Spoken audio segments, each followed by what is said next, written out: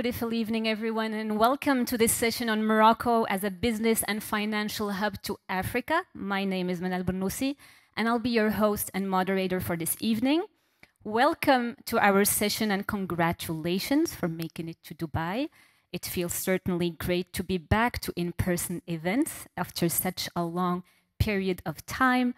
We've got a full room tonight, even though we cannot say so with social distancing. I see international media in the room, representatives from Kenya, welcome. So many financial institutions, it's so good to see you all. So, a very warm welcome to all those watching us on the live streaming as well. You're watching us from there. Tonight we have a very special lineup of speakers for you all. I can't wait for you to listen to their insights and to interact with them. Top-level leaders from the business and financial industry in Morocco and in Africa. So please do not refrain from asking your questions. Type in those questions in the comments box also in YouTube. We'll be taking some of those at the end of this session. So without further ado, and to kick off this event, it is my privilege to introduce to you the CEO of Casablanca Finance City Authority, Mr. Said Ibrahimi.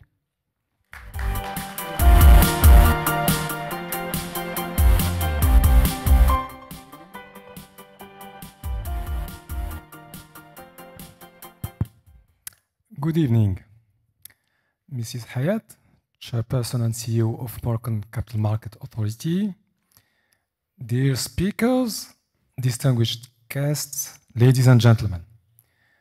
It's my pleasure to be here with you today. I would like first to congratulate the Emirati authorities for putting together the world's longest running and largest event. It is certainly inspiring to be here today, knowing that since their inception in London in 1851, past world expos have been the birthplace of some of humankind's greatest inventions.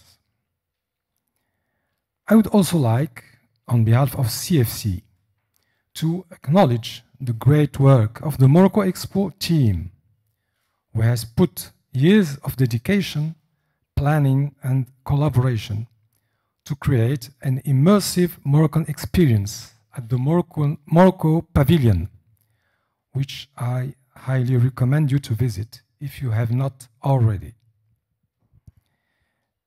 Investing in Africa and reaching its true potential is what brings us together today, and I would like, in these few minutes, to share with you how Casablanca Finance City, as an African financial and business hub, is committed to enabling access for international partners to the continent's wide-ranging business opportunities.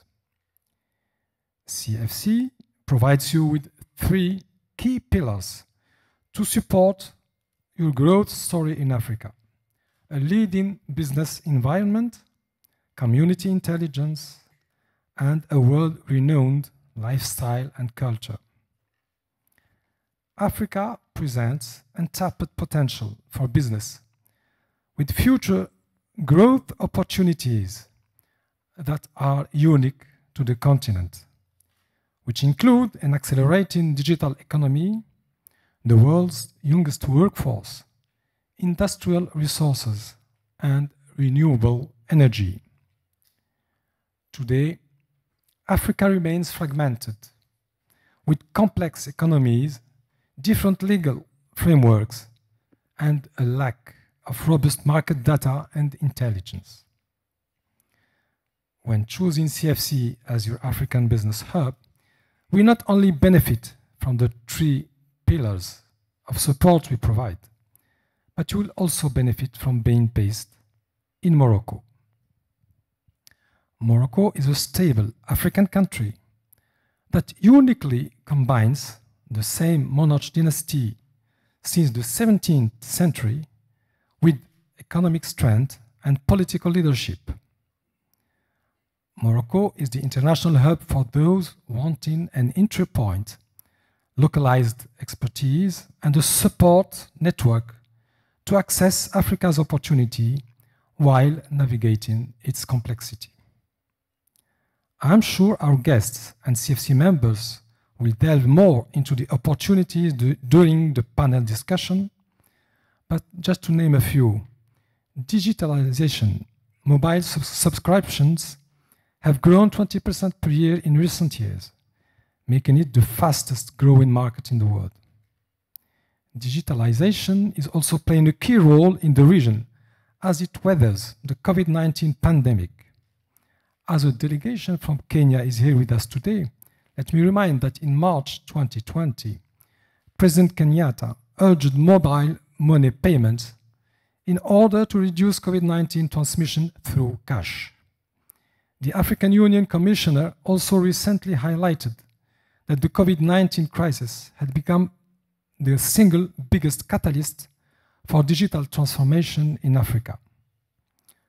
Morocco is already among leading African nations in digital connectivity and has some of the best 4G coverage in Africa and 5G expected by 2022.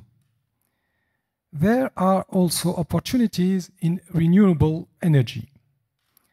Africa is the world's least electrified continent. However, clean renewable energy such as solar and wind power is rising rapidly.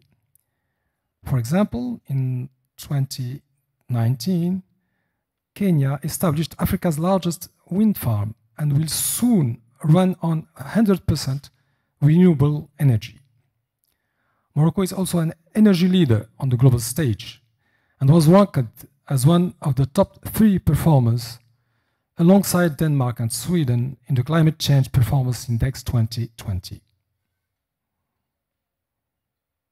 Morocco is uniquely located at the northwest corner of Africa. It is just 9 miles from Europe across the Strait of Gibraltar. Its blend of European, Arab, and African influences all contribute to Morocco's unique heritage. Morocco has also established a number of key allies and trade agreements, including the African Union, of which Morocco was a founding member. It is also the only country in Africa that has a free trade agreement with the United States, which was formed in 2006. This unique positioning has already attracted 200 members to Casablanca Finance City, who, based out of Morocco, are operating in 50 of 54 African countries, while also benefiting from being in close proximity to key European markets. At CFC, we provide you with a one-stop shop that offers comprehensive support, ranging from streamlined administrative processes to assisting with the relocation of your staff and their families. Our support services also provide a simplified recruitment process and legal support from the Casablanca International Mediation and Arbitration Center, an experienced and independent body that operates internationally in English, French, Spanish, and Arabic. CFC also provides member companies with special incentives that range from flat corporate rate tax of 15% to no control on foreign currencies, which is a significant difference when international investors want to operate in Africa.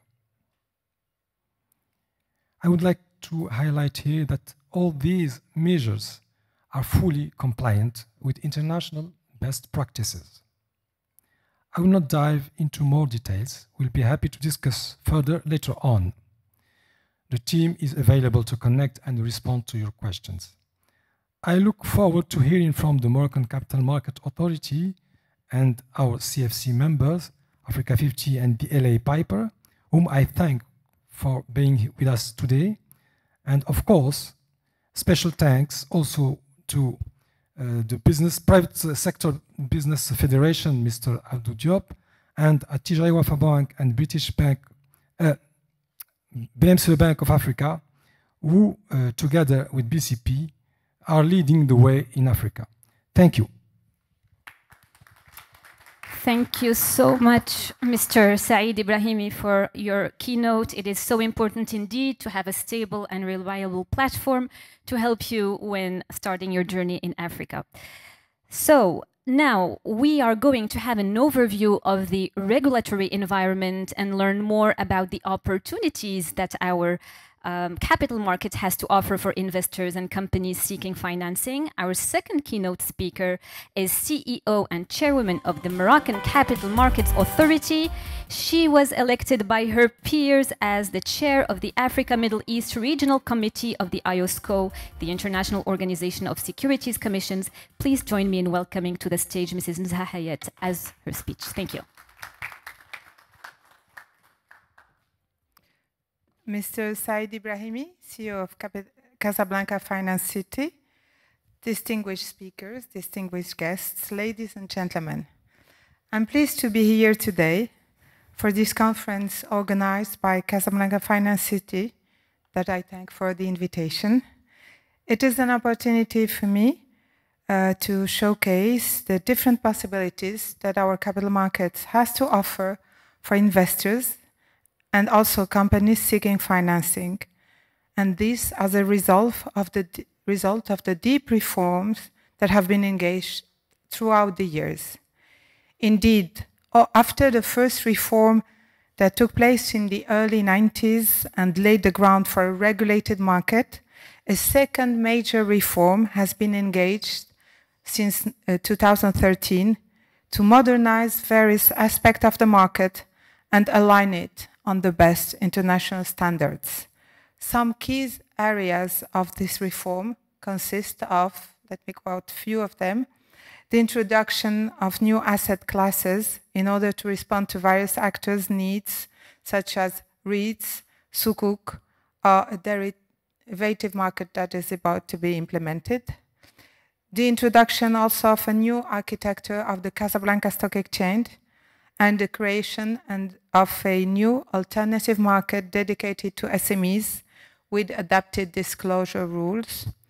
In addition, new compartments for qualified institutional investors have been introduced to allow financing and listing of companies and projects that would not be suitable for the general public, either too complex or too risky or with delayed payoff, such as infrastructure projects.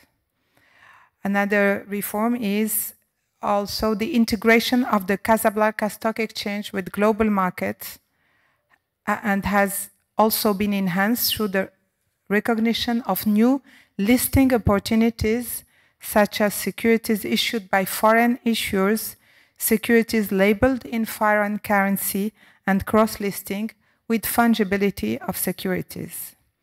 In addition to these technical reforms, the market regulator has also changed. Indeed, AMMC, the Moroccan Capital Market Authority, has since 2016 more powers, larger missions and scope of action, as well as more independence, like the other two regulators of the financial sector, such as Central Bank and the Authority for that controls insurance.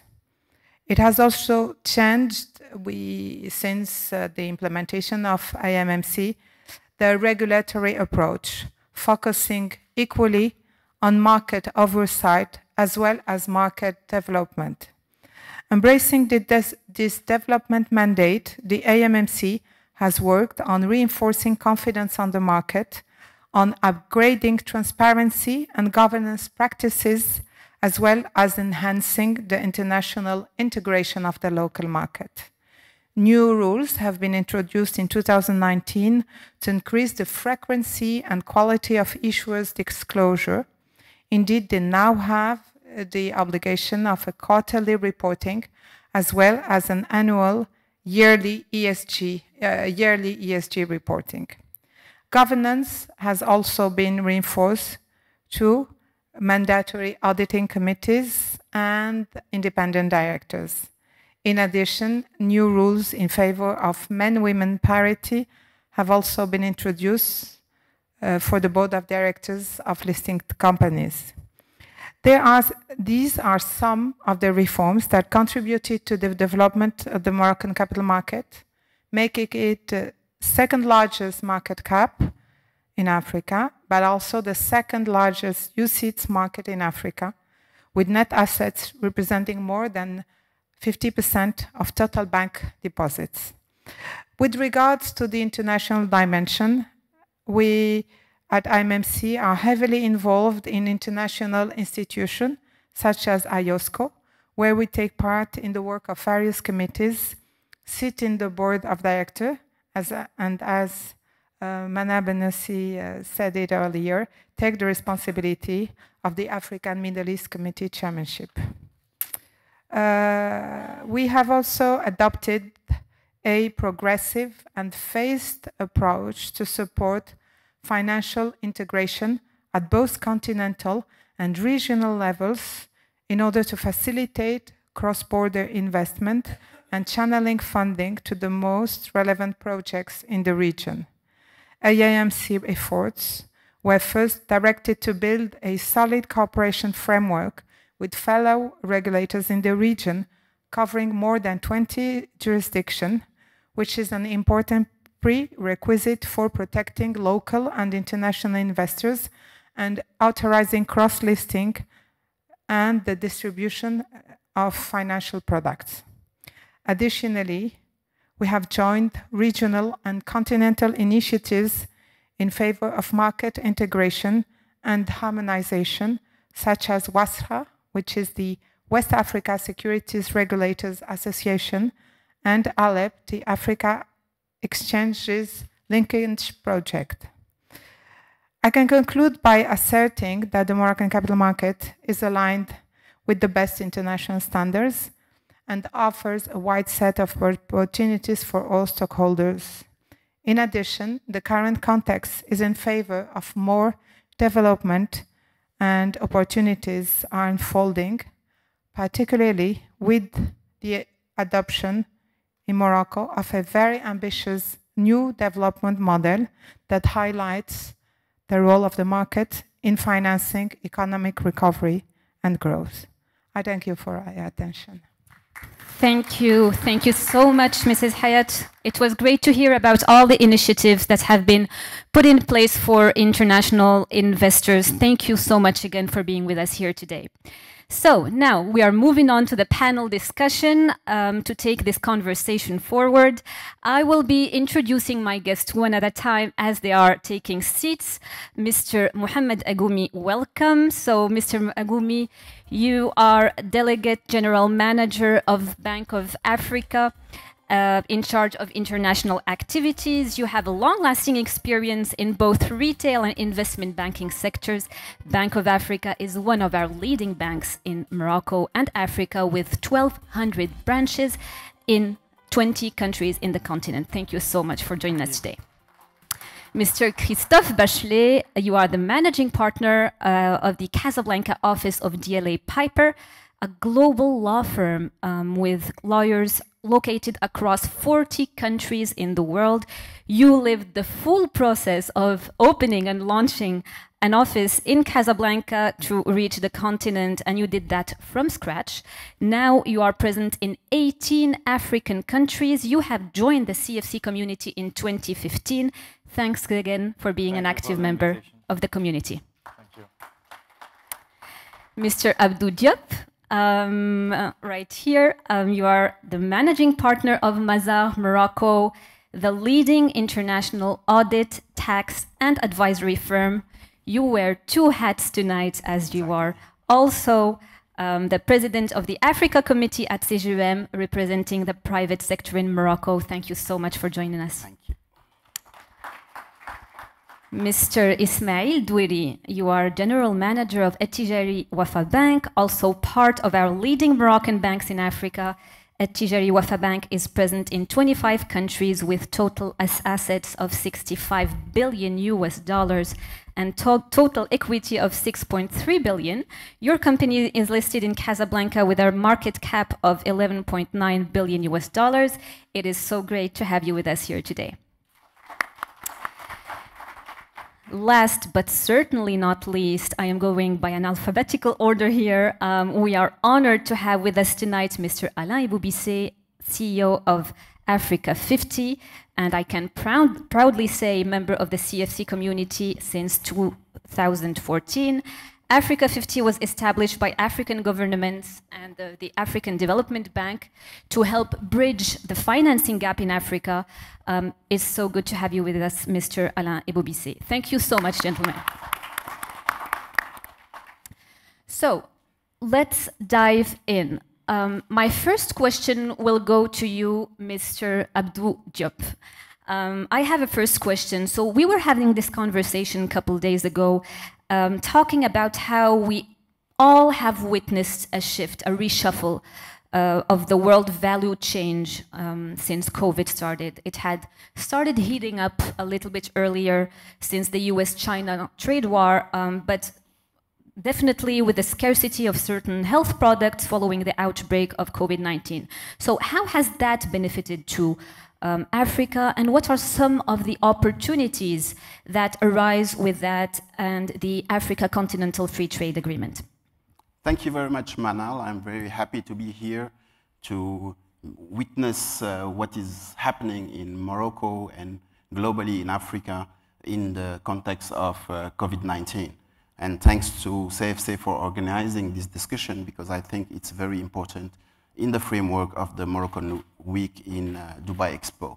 Today, I think crisis brings two kinds of things, fear and opportunities. And for Africa, it's very important to really take advantage of this crisis because, as you know, many things are shifting. First of all, I think the crisis showed the big dependence of Europe and the US to Asia and all the world economy. And that gives an alert. So many of the biggest companies are looking at changing their supply chain and seeing how to really reallocate their global value chains. And in that context, Africa is really well positioned. And when I say Africa, specifically countries that have really developed their industry, their connectivity to the rest of the continent, and also a real doing business community. And that's very important. And today, even the Asian companies are looking at how to become closer to their global markets. And in also that area, Africa is really in a good position to take advantage of the situation. And in the framework of in the situation where we are launching the Africa Continental Free Trade Agreement, I think it's also a good context. So all the situations are aligned for Africa to take advantage of this. But we will only take advantage if we work on it. When I say if we work on it, if countries really in this period prepare this reshape of the global value chains. And I think that we are talking of the benefits for Africa, but in that context, Morocco can take a real advantage of this situation and be a real hub for all the international companies and connecting the world to Africa and the Africa to the world. So that's what I can say as an introduction. Absolutely. Thank you so much for that. Thank you for those insights. Mr. Bise, this free trade area opens a 1.3 billion market for Africans to trade with each other. But none of this can be done without infrastructure, right? And we cannot have trade if we don't have ports, airports, and roads linking one another. So from your perspective, as you're representing a Pan-African Infrastructure Fund this evening, what are some of the opportunities on the infrastructure perspective? All right. Okay. Thank you for giving me the floor, and I'd like to thank CFC for inviting me at this event. Let me say maybe one or two words about Africa 50 and then focus on the question. We're very pleased to be in Casablanca headquarters and also associated with CFC. That's great. And I like to say we have 28 African countries as shareholders of Africa 50, including the Kingdom of Morocco, of course, who is a big shareholder of Africa 50. Bank al-Maghrib as well. We have two central banks as shareholders, and then the African Development Bank, just to set the stage as to what we are doing. And one of the things that I will say again, because it's relevant to the answer that I will give, is that among the activities that we have, we focus on project development. Project development is a project preparation to build a pipeline of bankable projects that will be ready for investors to come and finance. We have other activities, including mobilizing funds, etc. So, but I thought I will set the stage. Now, first of all, the AFCFTA, the African Continental Free Trade Area, it's a fantastic project. It's a huge opportunity, I would say. It's really, think of it, you mentioned 1.3 billion people, creating a market where goods will flow freely and lifting people out of poverty. So huge opportunity. But as you said, there are also some challenges in the implementation, and infrastructure is a key challenge for the implementation because, of course, infrastructure is the backbone for every market. You need those infrastructure services. I see those challenges as opportunities, really, because we know the gap. It's a big gap in terms of infrastructure. And we also know that infrastructure is an asset class. I think my friend Nizayat was mentioning that the asset class of infrastructure now can be listed in even the stock market. I think one of the things that we should be doing is to find a way to increase the participation of the private sector into infrastructure financing in Africa. Today, the private sector is financing about 10–11% of the total infrastructure, and I think this is where I see the biggest opportunities. But you need to have bankable projects. So at Africa 50, what we are focusing on is to try to develop those projects, to bring them to the bankability phase, and to make sure that investors can actually invest into those projects. So that is happening. We have good examples. We have to talk a little bit more about what is happening on the ground because, frankly, most of the time people talk about challenges. They don't talk enough about what the success is, and there's quite a bit of success. Now, we have to scale up. We have to do a lot more, a lot faster, and I'm happy to engage on how to do that. Thank you so much. Thank you for clarifying that, absolutely. So, Mr. Bachelet, as you are giving us the legal perspective this evening, there are challenges from being in such a diverse and fragmented continent, obviously. As mentioned by Mr. Ibrahimi earlier, so we're talking about 54 countries, 54 ways of doing business, 54 legal systems. The challenges are obvious, but what are some of the opportunities that you see moving forward? As I know that you are closely following the developments of OADA, Organisation pour l'harmonisation en Afrique du droit des affaires, and also the free trade area. What's your perspective on that?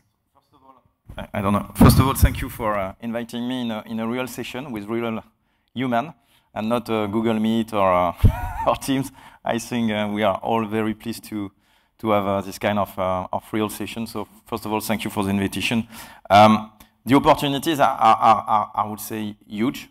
You know, my job consists in first listening to my client. That's the lesson we have in school, in law school.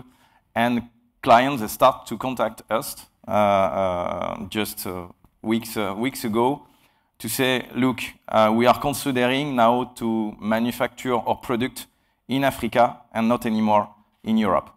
And I think the challenge, finally, I will reverse the question. What will be the challenge for companies?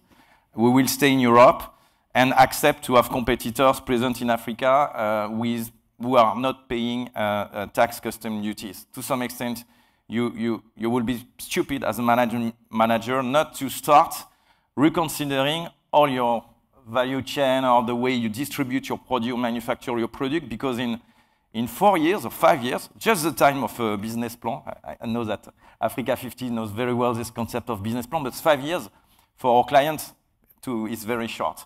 So let's say that in 5 years, you will have most of the African countries paying no more tax custom duties. So which means that for all people not present in Africa, that will be extremely challenging because sometimes it's a difference of 8% on the product.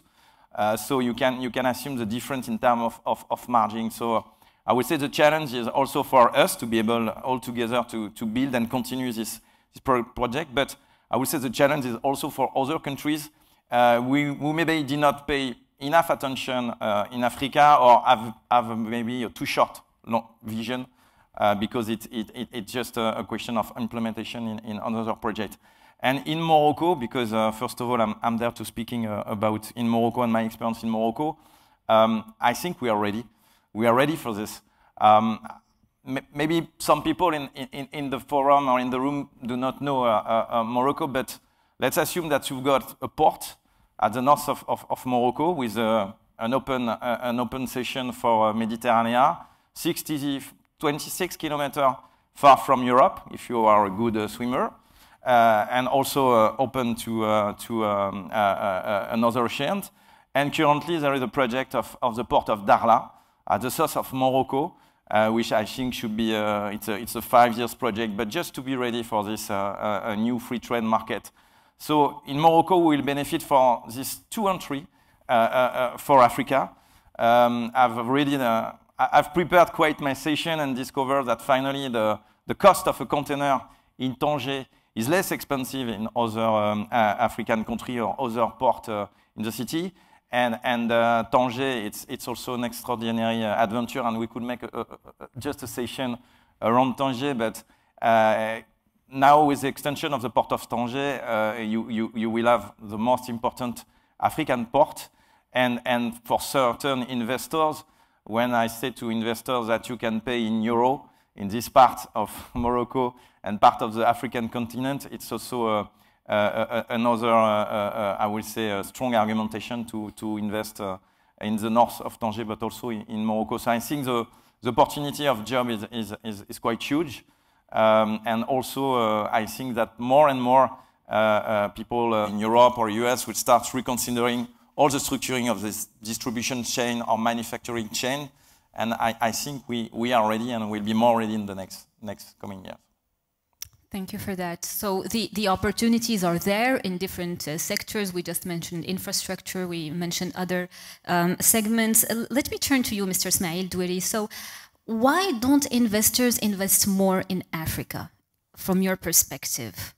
Well, I think it's important to reframe a little bit the question, because I would argue that Africa is host to a lot of investment. If you look at it on a macro level, Africa as a region is second only to East Asia in terms of investment as percentage of GDP.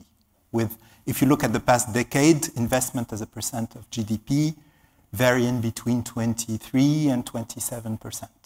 Obviously, East Asia is above 30%, but all other regions, including Latin America, are below around 20%. So that's the macro view. Obviously, it doesn't capture everything. Then you have to ask yourself what kind of investment there is. One of them is the one that Alain talked about, infrastructure. Mostly governments with concessional funds, and now more and more PPPs that probably need to shift gears and go much higher. But usually not really a field of investment of foreign investors, only some specialized investors. Then you have a second category. It's driven by commodities, in particular oil, where, as you know, investment is cyclical. It depends on the price of commodity. Will I spend a lot of money to extract oil that is worth nothing or expected to be worth nothing in 2 years or not?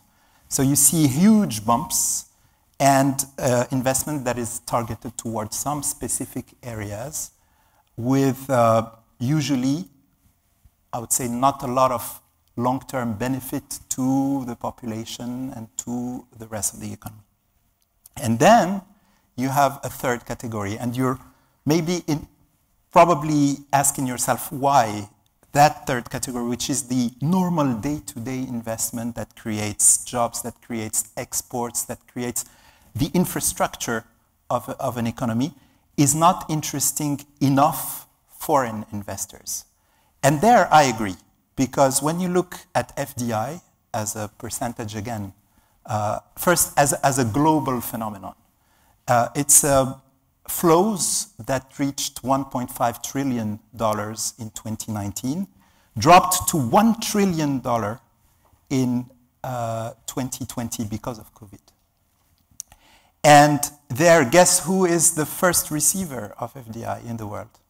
It's the United States of America. So Africa has captured 3.7% of that flow in 2019, captured only 2.9% of that 1 trillion in 2020.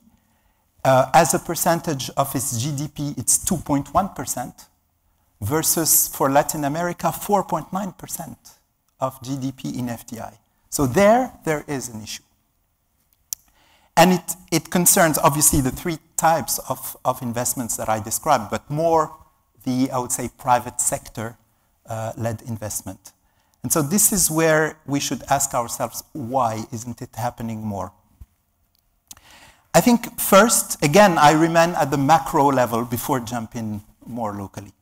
When you look at investments, regional investment, meaning investment in Africa by Africans, Africa ranks quite well. When you look at the stock of FDI hosted in Africa, as a percentage of the total stock of FDI coming from Africans, it's 10%. When you compare again to Latin America, it's 12%. So we're not far. Africans have started already to seize the opportunity. A country like Morocco, in 2015, directed 42% of its outgoing FDI to the rest of Africa. In 2019, it directed 62% of its outgoing investment towards the rest of Africa. Obviously, banks are leaders in that, but then other industries, more and more, our clients are following us. We initially invested before them, or invested not to lose the most international of them, the telcos, etc. But then we immediately saw the traction that happened with the SMEs, with a number of our existing clients. Now, that's the macro view. When you go and analyze the factors of a decision-making process in the private sector, like any capitalist, a company would look at risks and returns. And I'm making general statements here, but usually it's not returns the problem. There are opportunities. There are not only returns and margins, there is also a lot of prospect for growth. But the problem is risks. It's either, it's the IRR that you expect, the cost of capital that you feel you should allocate to that part, because you see a lot of volatility. And that volatility, you could say, okay, in any investment outside of your country, you have a number of, let's say, normal, usual risks related to currency, related to macroeconomic environment, etc. But then I think in Africa, you have more specific risks. One of them is related to the fragmentation. I think we mentioned that. If you are hoping that part of your investment will be absorbed by the local market, you have markets that are fragmented and where trade and investment sometimes are, there is interference with politics. A country doesn't get along anymore with its neighbor and you have problems, etc. So if you invested with a regional aspect, it's not certain that you will be able to capture that. You have also potential uncertainties or issues with everything that has to do with logistics. So logistics is related to infrastructure, but also to actors, but also to, again, barriers to trade, hidden barriers to trade. To cross a border, you have to wait 2 or 3 hours, etc. So I think Obviously, there is this, this risk issue that is an impediment. But on the other hand, I would argue there are really reasons for hope. Why? When you see that Africans invest in Africa and invest more and more in Africa, you realize that once companies, actors know the environment, when they know how it works, when they embed this in their business plan, they take it into account. It's not a risk factor anymore. And when they also realize that things are improving, they can only have good surprises if they build into their models the right expectations. And for this, I would argue you need actors who know the local environment, who know these surprises, where the surprises can come from, who would help you build that into the model. And again, if you are basing or helped by regional financial actors who have progressively replaced in Africa the international players, all the international players have withdrawn from Africa. Why? Too small for them, a lot of cost of compliance, etc. Many of them have sold their assets to regional players who have the best of both worlds. They can speak the international investor language. They can help with the right metrics that are looked at by international investors, but at the same time, they know very well the local environment. And if on top of that, your headquarters, your regional headquarters, are located in Casablanca with Casablanca Finance City, you find the community. The community of all these actors who can come together and help you target your investment in order to go above this hurdle rate that you set. Absolutely. We'll get to that in just 1 second. It's really important that you started listing all those risks, and I would like to keep on that just a moment because there is an African narrative that needs to change, and there is this perceived risk. And Mr. Agumi, I would like to take this part a little bit forward with you because I believe it is really important to dispel some of those myths. And there are some realities, of course, but still there are some perceived risks. From your perspective, how could you elaborate on those risks and how could we tackle them? Thank you very much. First of all, I would like to pay tribute to Casablanca Finance City because since the beginning of its existence, they are fighting for the title of this conference. And if we are here today, it is because of the amazing job done by Casablanca Finance City and all the team of my friend Said Ibrahimi, and I would like to pay tribute to all of you.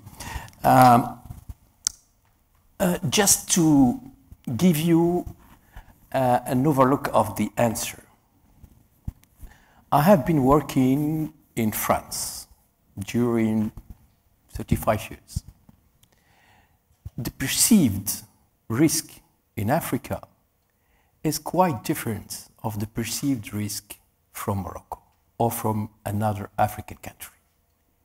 The perception when we used to talk in the bank I used to work with about Africa, we first talked about risk before talking about opportunities.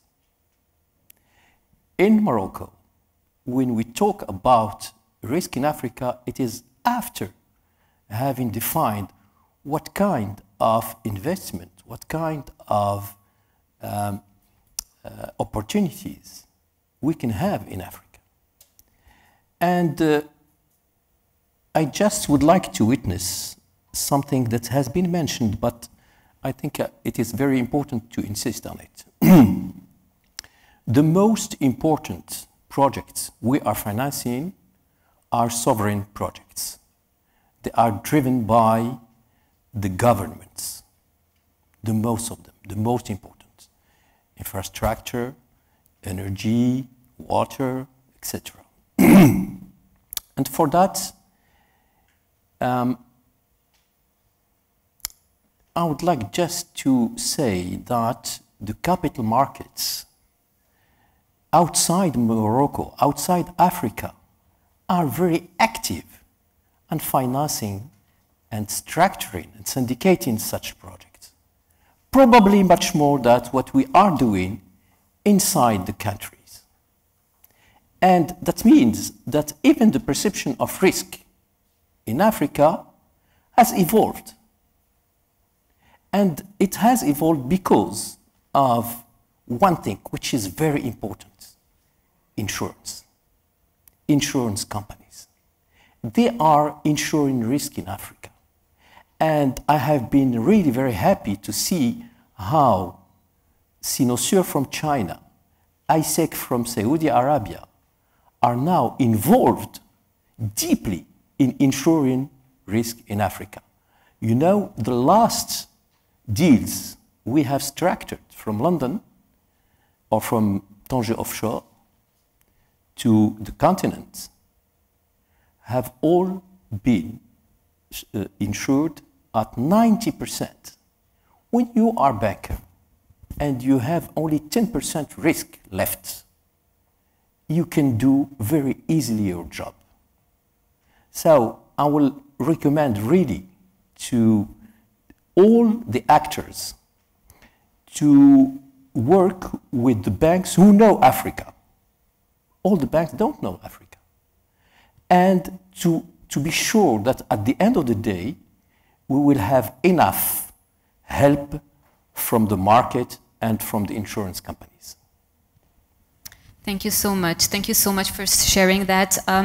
Mr. Bise, I'd like to come back to you on this risk perception part. I know that you have played a big part on tackling the risk perception on the ground and for infrastructure projects. In many of your interviews, actually, you argue that the risk is not greater in Africa than other parts of the world. Could you elaborate a little bit more from your perspective on risk allocation and how on the field, on the ground, you tackle that aspect? Yeah, thank you. No, I think if you look at the infrastructure space, the major infrastructure projects, honestly, what you do is about risk allocation, risk mitigation, and making sure that the project is bankable. And I have to say that when it comes to looking at projects in Africa, the perception of risk is higher than reality. And don't take my word for it. There is a study by Moody's that published a study last year, 2020, that looked at the default rate for debt for infrastructure projects in Africa compared to the other regions. And Africa came second lowest rate, 1.9% default rate over a 10-year period, second only to the Middle East. So in effect, when you look at the reality, the risk is not as high as people actually say, at least in the infrastructure space. And on top of that, returns in Africa have proven to be, on average, higher. So this is the reality. These are the data. Now, before joining Africa 50 as a CEO, I was at the World Bank Group at IFC. I was the global head of one of the infrastructure businesses. So I had a global view of what was happening across emerging markets. And I can tell you that in many other regions, emerging regions, actual risks were higher than what people are talking about here in Africa.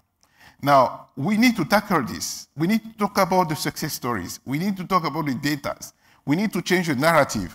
Now, once we do that, we also have to acknowledge the challenges that we have. We do have challenges, but they are not as high, difficult to address as people sometimes argue. So we at Africa 50, we're playing our part, including in the early stages of actually spending time and money to structure those projects with risk mitigation instruments like insurance, PRGs from the African Development Bank, the World Bank, to make sure that you can have those bankable projects. And it's happening. Now, what we need to do is to make sure that we have it a bit more at scale and faster. And that is a challenge that we haven't figured out how to challenge.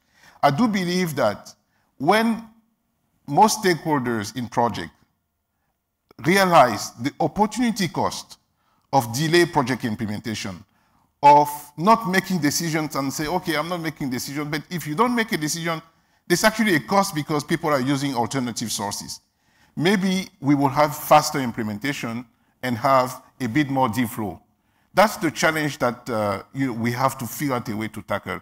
I do believe that the African Continental Free Trade Area, the AfCFTA, will help because it will provide that bigger market over time. But of course, even for that, you have to tackle regional infrastructure. The border post that you mentioned, Ismail, I mean, it's terrible to spend so many days at a border post waiting for your goods to clear. We are trying to invest in some of those border posts to make sure that you can drastically reduce the time and the administrative hurdles. That's how we're going to promote intra-African trade. So in summary, yes, there's challenges, there's risk, but sometimes let's also fight the perception.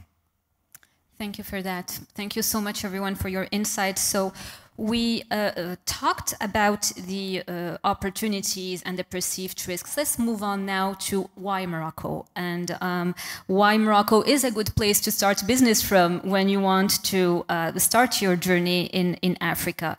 Mr. Diop, could you please walk us through the main reasons that you put forward when talking about why Morocco is a good entry point to the African market? Thank you very much, Manal, for this question.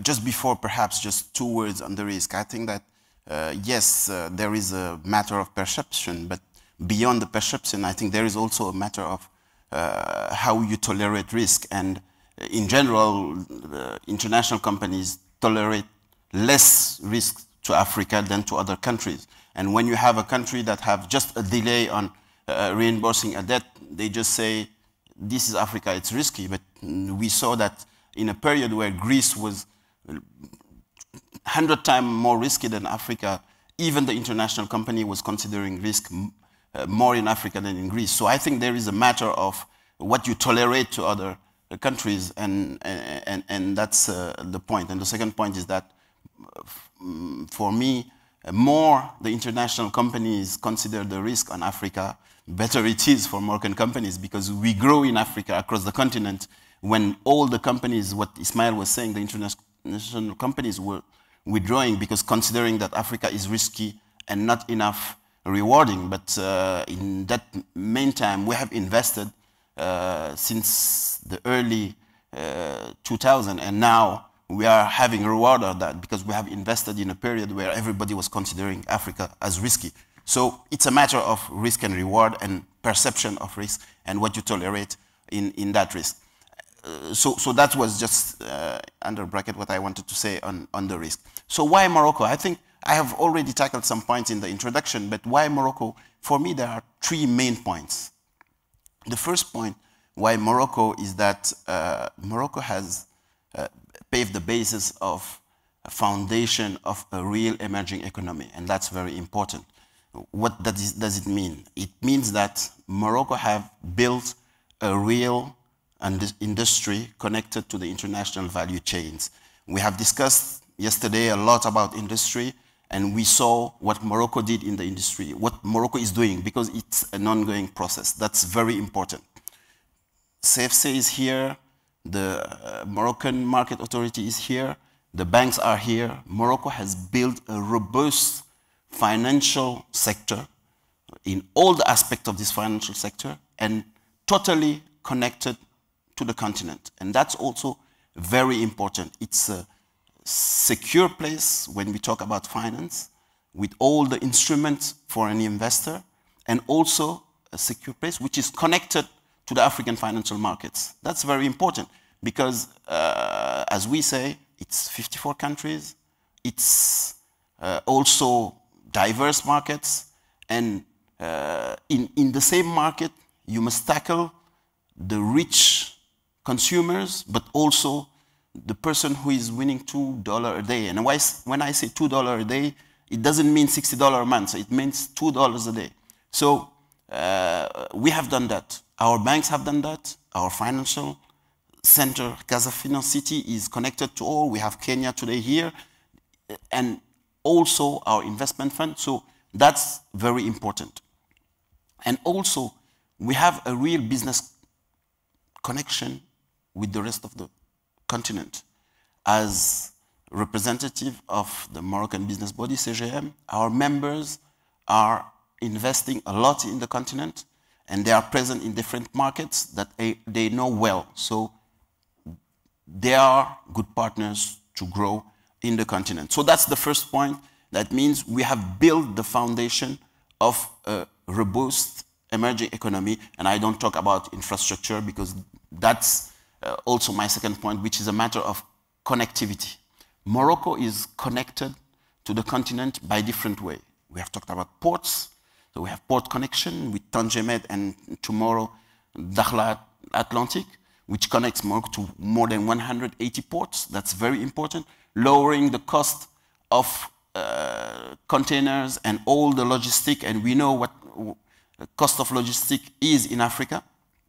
We have road connectivity with all the West African region, air connectivity with the rest of the continent, even energy connectivity, and that's very important. Not only with the continent, but also with the European market and the global markets. So that's also a very important point. When you see where you invest, connectivity is key, and you cannot have better connectivity than what Morocco has built during these last years. And the third point, which is for me also key, is a real vision and strategy for Africa. It's not only a slogan to say Morocco is a hub for Africa. It's not only something which can be opportunistic. No. People say it's time for Africa. We said that 20 years ago, when people were saying that Africa, I forget the title, the last continent or the hopeless continent. It's the moment where we are the most, where we have our more important investment in Africa. These banks that are here went there when everybody was saying it's the hopeless continent. So that means that for us, it's not only a period of opportunity. I was in a meeting a few days ago, and people were saying that today Asia is closed, Latin America has issues, so we have only Africa to invest in. No, Africa is not for us the last choice. Africa is for us the first choice. And it's a vision that has been built since a lot of years, and it's a reality that we have done in the field. It's not only, I will say, a slogan. We were first investor in 2015. We are the second investor in now West African region. We are building one of the most important fertilizer plant in Ethiopia with more than 2.5 billion euro of investment.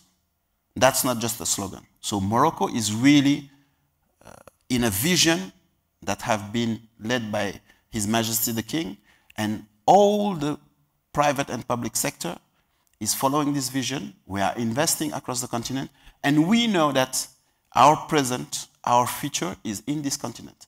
And now with the African Continental Free Trade Agreement area, the main countries that will take advantage of this is the countries that have built this emerging economy, that are connected, and that have a real vision for the continent.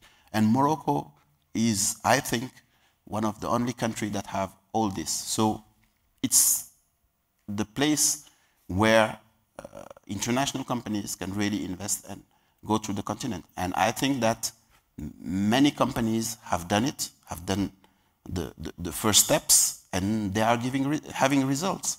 You know, a few years ago, a company, say like Jacobs Engineering, was putting red flag in all African countries. They didn't want to go there because when they take their checklist of risk, they tick everywhere. So they say, no, we cannot go in this country, we cannot go. What happened? They partnered with OCP. Today, JESA, that joint venture, is the first engineering company in Africa. more than 2,000 engineers across the continent working all over. They couldn't do that if they were not partnering with OCP. So that's important to say, and it's not only the only case. Today, many companies are doing that. Even international banks are financing their SMEs in Africa through Moroccan banks, because they are more able to reach them across the continent. So I think that we have all the assets to be a real place to invest in for all international companies who are looking to Africa. And again and again, many countries say they want to be a hub. So often I don't like this word, hub for Africa, but when it's a reality, we need to see it, say it. And today in Morocco, it's a reality. Absolutely, thank you so much. And I love that you reminded us of that first page of this international magazine that titled its first page as the hopeless continent, but it's good also to say that 10 years, I believe, after that, they changed it to the promising land or something like that. So things are changing. Thank you so much for reminding us of that. But during that 10 years, many international companies lost a lot of positions and opportunities because they was following that magazine. Yeah, which is why we are saying there's a narrative that needs to change, and we really need to dispel those perceptions. Thank you so much again for pointing that. So, Mr. Bachelet, as I said, you have lived the full experience of bringing an international company and which has opened from scratch, and you chose Morocco to do that. So you have offices at Casablanca Finance City. Let me ask you from your experience, why Casablanca and why Morocco when you were studying all the other options? What were the main reasons that led you here? First of all, I echo the other argument. I would add maybe 2 or 3 things which were very important for us. The stability. We are not there to compare Morocco to other countries. This is not the right forum and not the intention, because we are all together now to build something together. But when you have this, when you want to implement a long-term strategy, you need to be in a legal framework where there is no stop and go. We have very constant rules. All the effort made by the capital market is to improve. So the way laws are built is just to improve and not to go back or to change radically, which creates some instability. So it's the same for tax, it's the same for foreign exchange control rules. So if you want to invest in a company, you do not want 2 years later that to say, sorry guys, we need now a local partner or another partner. You could not exit your cash from the country. So the stability, I think, and it's part of the long-term visions, is also key if you want to attract people, because they know that law will be the same or can be improved. So stability was very important. Secondly, and I will take the opportunity to thank you, Casablanca Finance City, I think it has been very key to have the approval of the board to be member of Casablanca Finance City, because to be honest, the first time I've brought to London to say we will open an office in Morocco, I feel that for some people, they were looking, where is Morocco, on Google.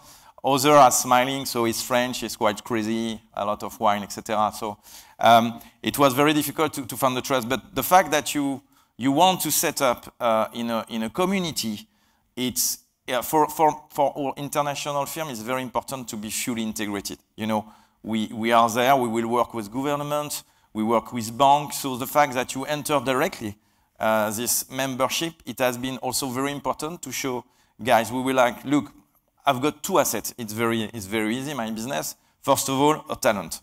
So if I want a mix in my team of local people and international people. So if you want to attract people, you need to have facilities to get some visa, working permits, and I can tell you that when you start a business, whichever country it is, Africa or other, you need to focus on the business and not spend 3 months in administration trying to get some stamp, trying to get, because at the end, people, they will either select another firm, or simply you want just to close the door. And people does not realize, but apart from tax advantage, tax incentive, the fact that people, how could I say, help you with all the administrative stuff, And for any manager in the room, I think that everyone have an idea of the tons of paper we have to sign at the end of each month, and not only salaries sometimes. But this is very important to have someone taking care and having put in place this fast-track process. So I think it's key for us, all the help, I would say, and assistance in working permits. And before the COVID, now with COVID, it has been more difficult to attract people, but around a team of 20 or 25 people, I've got 7 nationalities: Los Angeles, Senegal, Egypt, Morocco, French, nobody's perfect sometimes, and Burundi and Ghana.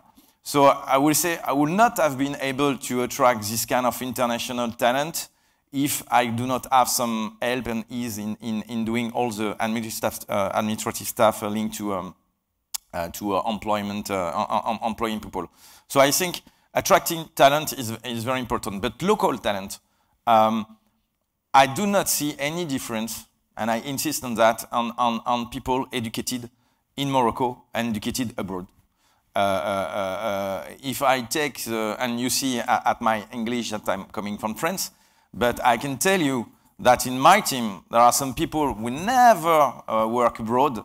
They have been, it's a Netflix generation, but they have a look at English movie, the listening, pop music, and at the end, I can tell you they can conduct a speech in English in a very fluent way, like anyone having maybe made the study in US and UK. So the level of education is really good and strong, and it's very important so that you can have, I would say, this kind of mixed team. So you need also to have, and if you want to keep talent, you need to either to offer big salaries. Unfortunately, cost cutting is there with the COVID. But then the new generation, they are really keen of well-being. They want diversity. They do not want to spend their time anymore like all people here working and working. So I must confess that the well-being in Morocco is quite excellent. Otherwise, I will not be there to speak about Morocco. But I think it's right to say that Casablanca now it's a worldwide capital for food. I will not speak about wine because otherwise I will deserve my reputation of French speaker. But we have one of, if not to say the most beautiful hostelry and hotel in the world. So I think all this kind of environment is also very good to attract people and to keep them and to make a balance. Maybe if we compare our salary, which can offer, I don't know, London or Paris, but we are still able to attract people. So first asset is talent and people. Second asset, it's clients, because we need clients. Thanks to clients, we can get some revenue. So it's very basic as an industry. And I will say for client, I will echo what you said.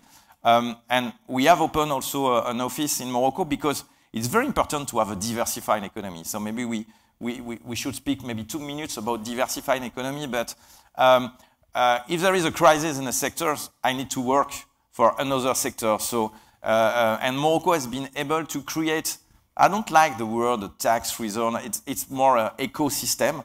You've got excellent ecosystem for aeronautic and automotive in the north of Morocco. In Casablanca, it's really an ecosystem around financial services, and you will have others in Kenitra and Darla. So I would say the way of building things is really to build an ecosystem dedicated to certain sectors of industry. But now it's very wide. You can work for high-tech companies. It's crazy. Last year, the number of Moroccan high-tech companies where you've got either a partner or who have sold part of their business to huge international players. This is a strong sign that in Morocco we are able to develop high-tech, whether in bank or agribusiness. It's very diversified also because apart from traditional industry, you've got also financial services industry. I think so. with diversified economy, you have also diversified risk. I would say like a bank or insurance, but it's very important also to be sure that all your business model does not depend on a certain form of activity. So that was part, I would say, of the choice of Morocco. And also because we are all speaking about business, but the culture in Morocco is really a culture of hospitality, a long past history with a mix of Africa, Mediterranean, Middle East culture. So all this is very important for integration. So and I think once again I will repeat it, but to be part of a community. Effectively, when you've got a difficulty, you can speak with a member. You know that we've got some tension with the Moroccan bar recently. And then I feel all the support of CFC as really a representative of all international law firm and international player to just try to make some discrete negotiations. So it has been very also useful. So I think CFC has been really yes, determining in the opening, and you helped me to do I think the first business plan I've ever did, and I do not to do anymore, because when I look at my business plans 5 years ago, I should be maybe not the turnover you've presented, but not so far. but it has been very useful. So and the fact that London has seen that all the CFT team was very reactive. Perfect on the speaker. This gave, I would say, an image on the country very international, which was also key to convince them to do the crazy things to leave me the keys of the boutique. Well, thank you for sharing that. Thank you for summarizing so well the value proposition of CFC, which is about business environment, the community that you mentioned, and also the lifestyle of Morocco, which is unique. I love how your responses are really complementary, actually. And I would like to turn to you, Mr. Bise, because I feel you have a very unique experience. As you mentioned earlier, Africa 50 is capitalized by the African Development Bank, and so far 28 African countries. So there was an international bid, and Morocco actually was selected amongst other African countries. And I believe, from what I know of the story, it was in 2012 that the head of states decided that they were no longer okay with financing scenario of debt for infrastructure, and they decided that they needed a solution for an African problem. I feel it would be really unique to hear that story from you today and to understand why Morocco was chosen amongst those countries. Well, thanks. And indeed, I was not there at the time, but of course there was a tender.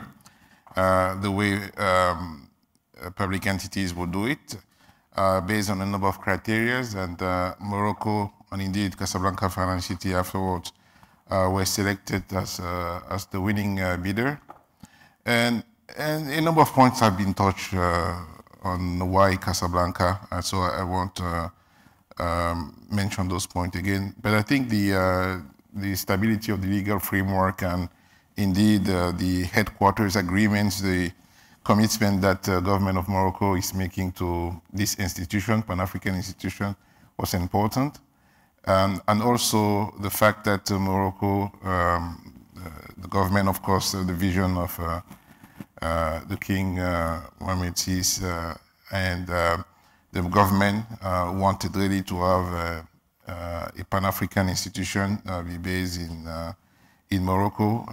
A number of commitments were made, legally, but also financially. But I think what is really important is how this actually turned out in terms of how have we been operating over the last 5 years. And I think that's really a test that from Casablanca, a company like ours, owned by many African countries, is able to successfully operate seamlessly from Casablanca and do business across all African countries. And that is basically a good example, because we can talk about a number of things, but sometimes you really need to see what actually works in practice. And I think the connectivity also is quite important, the ability to connect to almost anywhere in Africa from Casablanca. I think the ecosystem of financial services actually is quite important because we work with companies that are assisting us. We hire international firms, but having folks who are based in Casablanca working with us is easier. It makes things easier. So that ecosystem that can support us as a firm, and I suspect for other firms, is quite important. And honestly, it's also the ability to attract talents. Is also important. Overall, I think we're quite satisfied with our experience working in Casablanca, and being part of the Casablanca Finance City community is also a plus for us. I think Casablanca is doing well. It's clear that there's other countries are trying to replicate the model, so you should continue to improve to make sure that you're one step ahead. But I think Saeed and others are doing a fantastic job in making sure that continue to be ahead. We are very happy to be in Casablanca. It's being improved. Yeah. Now the other thing which is important to us, honestly, is something beyond operating conditions. Is really some of the reforms which are being made, especially in mobilizing, building local capital markets, regional capital markets, to enable us actually eventually to get more local financing into infrastructure, because this is a big deal for us. Mobilizing African money to fund African infrastructure project is really key, and I see that, Moroccan banks, but also what Madame Zayat was saying earlier in terms of developing those capital markets to raise local currency financing, I think it's quite important. We are just, I'm going to finish with that because I need to plug this. We just launched Africa 50 Infrastructure Acceleration Fund. And one of the things that we are doing with this fund, we are targeting African institutional investors to come in and invest in the funds to invest in African infrastructure. And of course, we are talking to some of the Moroccan pension funds. That's also a plus for us. So overall, we're quite satisfied.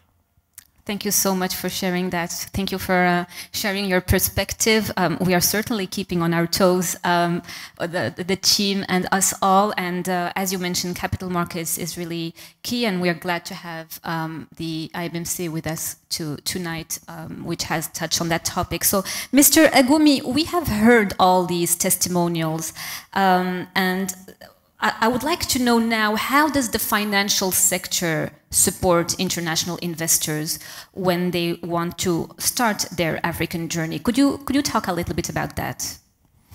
Yeah, thank you. Everybody have understood that the most important in Casablanca is the wine.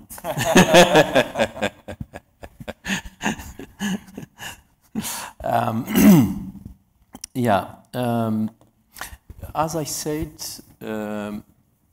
in our organization, we have the retail banking in the continent through 20 subsidiaries, and the corporate and investment banking for Africa is done from Tanger, offshore, from London, from Zurich, Dubai, and Paris. And in that organization, we have a mix between the people who know the continent and people who know the products. And I think it is very important to keep in mind that investors, as said by Ismail, are mainly abroad. And you have to catch them where they are. You have to convince them that the project is useful. you have to accompany them in structuring and syndicating and mitigating the risk of their project. It is why, for example, with China, I would like just to give an example. When we have a Chinese investor, he asks at the beginning about the sector, if there is any opportunity for the sector where he's operating in China. And then the second question is, who will be the financer? Who will be the bank? And generally, as you know, there are very strong banks in China who are financing the Chinese companies. But more and more, Chinese are aware that they need to have the knowledge of the continent. Because it is not so easy to operate globally, not only in Africa. When you don't know somewhere, you need people who know. And I used to say to the Chinese, please use us as insurance company. We are banker, but if we tell you that such sector or such client is bankable, that means probably that he is. But if we don't want to go with you, ask the question why. And what we witnessed in the last years is behavior very, very interesting for Africa. And it is, for me, an issue of hope. First, I think that the vision of the risk is not as negative as it was probably 5 or 6 years ago. It has evolved very, very, very quickly. I think that the doing business and the stability are main issues in the continent. And when people are talking about the risk, probably they are not thinking about what is the business risk, but what is the risk of the environment. And more, it is why I insisted on the insurance companies, such risks could be insured by insurance companies. And when insurance company insure that risk, you can do your job of banker. Because we know the business, we can assess the business plan, we can assess the company. But our knowledge of the environment is probably better to share it with the insurance companies. Absolutely, thank you for sharing that. I will have the same question for you, Mr. Dwidi. How does your institution support international investors? Well, I assume that your question is really targeting a company that is already either present or considering made the decision. And I think in order to understand the value added we're bringing, it's important to understand where we're coming from. Only 16 years ago, we were only in Morocco, but with a strong presence in Europe for immigrant banking issues, so with already established relationship with leading international banks for financing trade between Morocco and Europe, essentially, and also by channeling savings of Moroccans living abroad towards Morocco. But then, at the same time, we had developed through also consolidating the banking industry throughout the 20th century. Our oldest ancestor goes back to 1906. So through a number of mergers, we always kept the best of both worlds. And the latest merger that created this very long and complex name at Tijari Wafa brought us also product specialists as subsidiaries. So we have really a full spectrum of financial services offering from a country that is on the continent relative to other countries overbanked. So when you look, for instance, at total banking assets over GDP, it's 125% equal to South Africa. Very much higher than the next players in Africa. So very strong, very diversified on all the spectrum of financial services in a country where the size of the financial market is much bigger than it should be or you would expect it to be. That's the starting point. So when we started entering new markets, it was only with a very disciplined strategy, which is we want to be as big as possible in each one of the markets. And we want a real strong deposit gathering retail bank in order to ensure that we have access to the thing we're selling. Basically, we're selling the currency. We want to have enough liquidity. So once we establish balance sheets, then we deploy the full spectrum of products depending on the needs of the client. So one thing that our chairman and CEO wants to or likes to repeat, and which is totally true, once we enter a country, that country becomes the center of all the rest of the group. And we put all the efforts and knowledge of the rest of the group to solve problems of the clients locally. Those clients happen to be subsidiaries or operations of a large company that are covered, just like our friends from Bank of Africa, from, in our case, Casablanca, Paris, and Dubai. So a real relationship manager capable of understanding the issue, capable of finding the right solution in very locally. How does it translate in concrete terms? For instance, a company that relies on regional trade, that will have a focus on regional operations. Because we're present in Senegal, Mali, and Côte d'Ivoire, we're able to have a simple, quick, secure solution in order to finance their trade within the region. Because we are big in Senegal, or because we have a large client as an exporter in Cameroon, we're able to provide foreign currency very quickly in large amount. These are concrete issues that some companies face.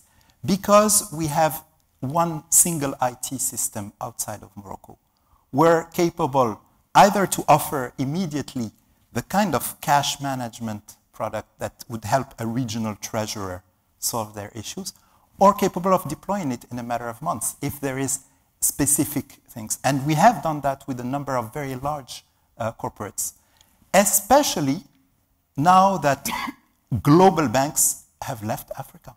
There are very few global banks present, and when they are present as very local, are very, very focused niche market players, and they rely, by the way, on us, banks like us, to do the rest, which is access. And cash is very important, just like mobile money. So there too, one of our subsidiaries named Wafa Cash is a specialist of that. So initially coming from the world of remittances, but now with licenses for mobile banking, the largest mobile banking or mobile money provider in Morocco. Mobile money is not big in Morocco, but we are the biggest, not the three mobile carriers. Same thing, we have a license in Senegal. That license is a regional license, so we have access to mobile money in the rest of the world. So this integration between the formal sector and the informal sector through cash and through mobile money is also very valuable to international investors. I would say the rest of the synergies are obvious synergies related to providing leasing services or factoring, etc. And we see that from an initial position or relationship that is usually very simple, we are able, based on the knowledge, the product knowledge, to deploy additional services in each one of our geographies. And I think it's a win-win situation, because you find yourself in a situation where you have the best of both worlds, as seen from the client. You have a financial institution that speaks their language and capable to provide the right products, but you also have an institution that is very, very local and entering through capillarity as far as possible inside the countries. That's why we chose to be in less countries, so 14 outside of Morocco, than spreading too thin. We want to provide something more to our clients through that. Thank you for sharing that. That's very clear. Just before we wrap up the session, I would like to ask you, Mr. Diop, with your private sector hat this time, how does the private sector in Morocco support international investors? I think that the question for us is, the answer for us is very clear. Today, first of all, we are very open and keen to partner with international companies to grow across Morocco and across the continent. That's clear in our vision, and we do it in our deal. The second point is that it needs to be a win-win situation with value addition. That's very important. We bring a lot of value because, as we say, we have done our homework by already growing across the continent. We say it's 54 countries, yes, but in each country, you know, when you go to DRC, it's one country, but doing business in Katanga is not the same in Kinshasa, is not the same in North Kivu. And our companies are growing in those areas. So they have learned, they have done mistakes, and the learning curve, we have done it already. So we bring real value for companies that are growing across the continent and for international companies that are willing to grow to Morocco. And we have nice example because when I say we are keen to partner, we are keen also to invest. When you look at the aeronautic sector or the automotive sector, today we have international companies came in Morocco, and our Moroccan companies invested in the ecosystem to create a real big industrial ecosystem that allows that international company to grow. When I say ecosystem, in spare parts, in research, but also in logistics, in infrastructure, that's very important. And one of also the important point is that we invested also in education and in professional training, because we created, it's the private sector that created the Institute of Aeronautics and also the Automotive Institute, because we know that it's very important for international company to have all these workers, this workforce well trained. So we are ready to partner, to invest, but also to help after creating the ecosystem in Morocco to develop complementary ecosystems across the continent, because we want really that Africa take value of international investor. For us, it's very important not only to invest in Morocco to create industries, but also to connect the rest of the continent to the international value chains. Yes, we are developing car industry.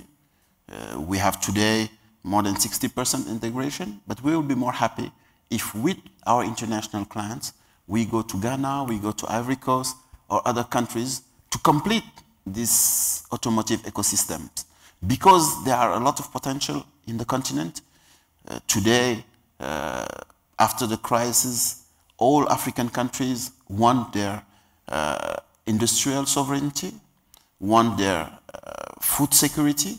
So there are a lot of opportunities where we can help. We have done the learning curve in Morocco and across the continent. So we are ready today to accompany. And also what is very important is that as a private sector body, we have partners all across the continent with also local private sectors. So even to find partners across the continent, we can help. So today, really, we are aligned with the global vision of Morocco for the continent. It's a public-private work. We are working hand in hand and totally aligned with the vision which is led by His Majesty the King Mohammed VI. And so today, I say we have done it in many sectors. Whenever an international company wants to come in Morocco to grow across the continent or to invest only in Morocco, we are ready to partner with them.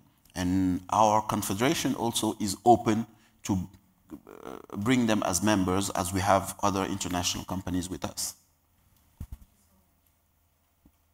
Thank you so much. Putting my mic on.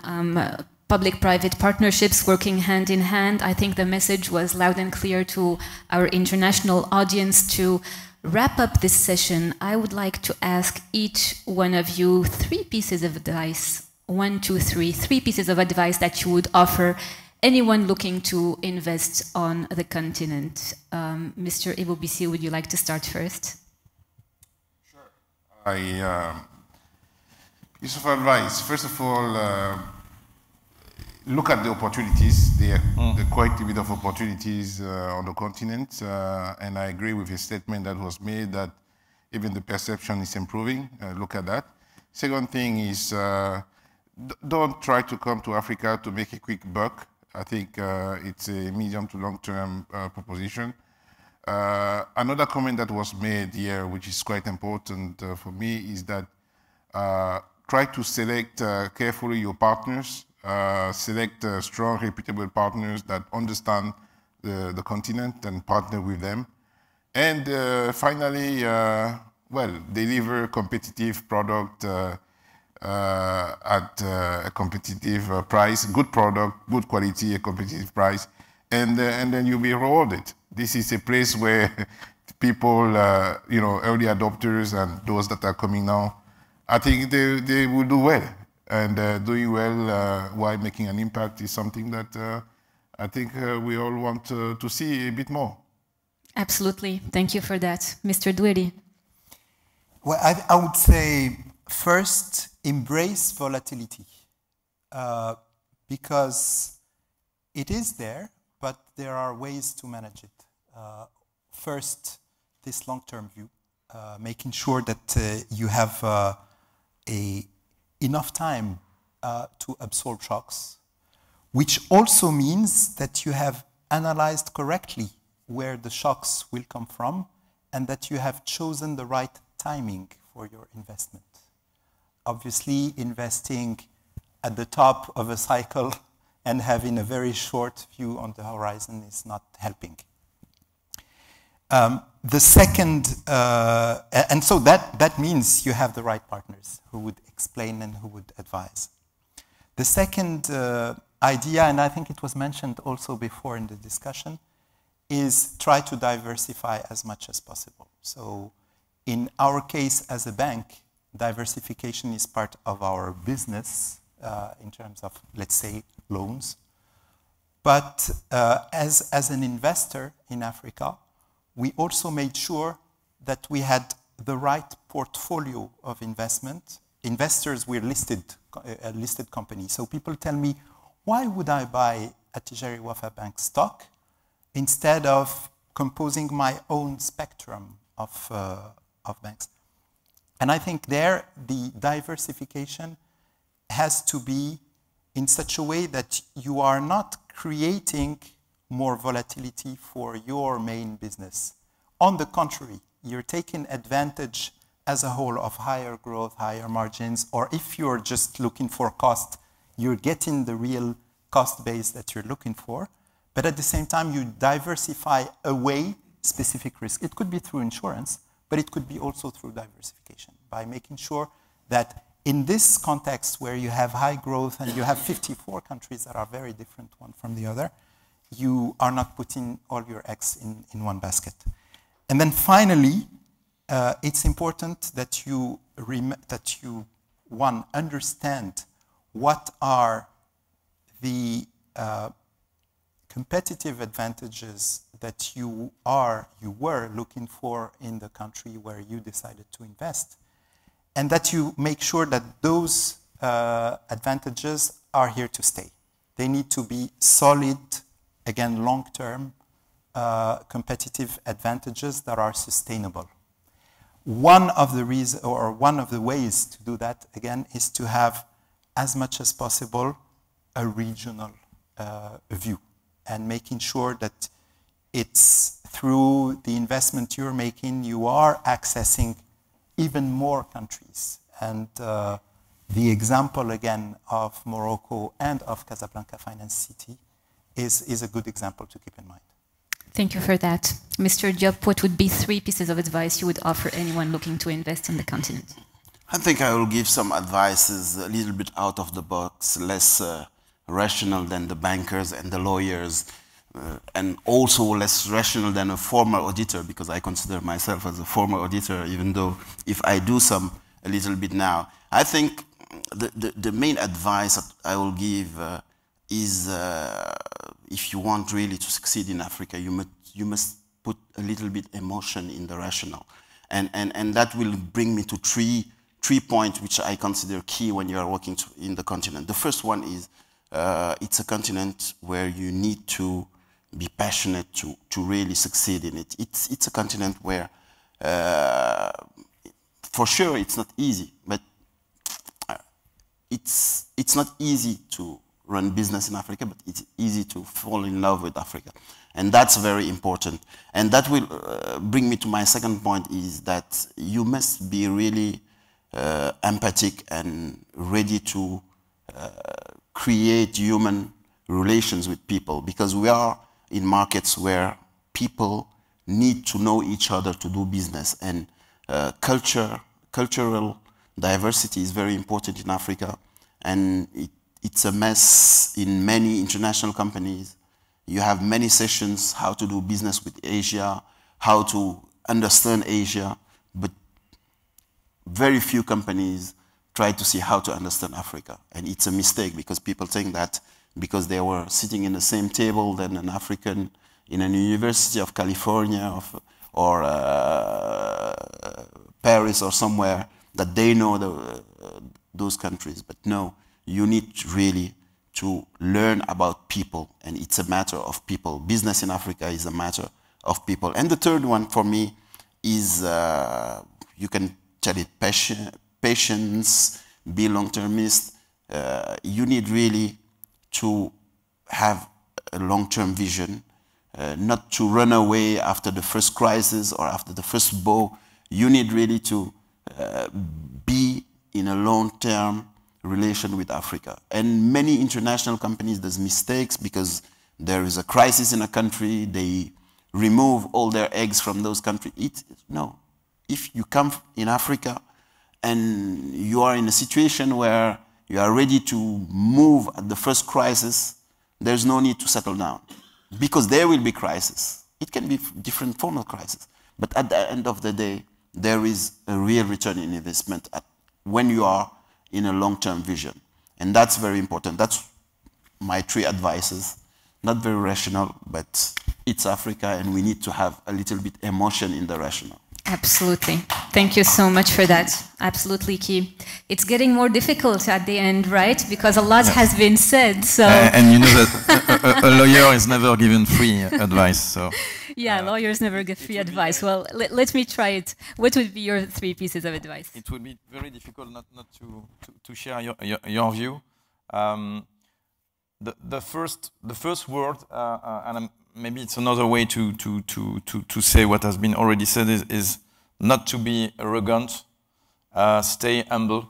And I think it's part around, yes, you need first to fall in love with country, with people. I like, and I'm very happy that you say that it's not only business. I'm very happy to see that finally there are still some people thinking like me. But effectively, it's first of all a human story. And yes, you need to enter a new country and listen to people, and don't try to think that your business model will work everywhere.